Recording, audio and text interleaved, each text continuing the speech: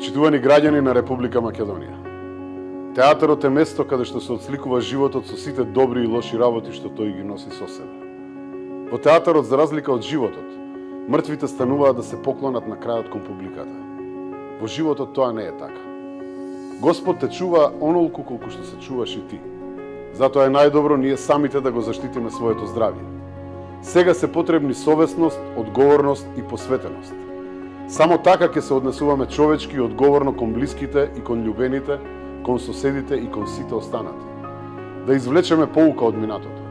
Секогаш кога сме биле сложни, разумни и посветени, сме победувале. Верувам во победата над овој невидлив непријател. Останете дома, читајте и гледајте театар онлайн. Македонија има сила и за оваа победа, затоа што секој живот вреди.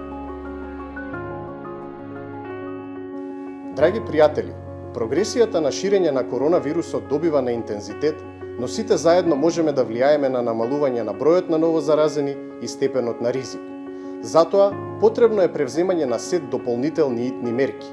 Матичните лекари да добијат јасни и унифицирани насоки на делување, да се прегледуваат само итни случаи и хронично болни пациенти со висок ризик. Сите лекари да се стават во функција на здравствениот систем и да се достапни на болниците и инфективните оделенија. Да се обезбеди адекватна заштитна опрема за целиот здравствен персонал што ќе биде на првата линија на удар и ќе биде изложен на највисок ризик.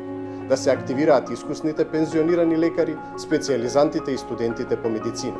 Во секој град да се обезбеди и прецизно да се дефинира објект или простор за задолжителен карантин, да се самоизолираат и да се ограничи непотребното движење на сите лица постари од 65 години кои се со висок ризик, за да се зачува нивното здравје. Сите конструктивни предлози и совети ќе бидат достапни преку нашата комисија за здравство.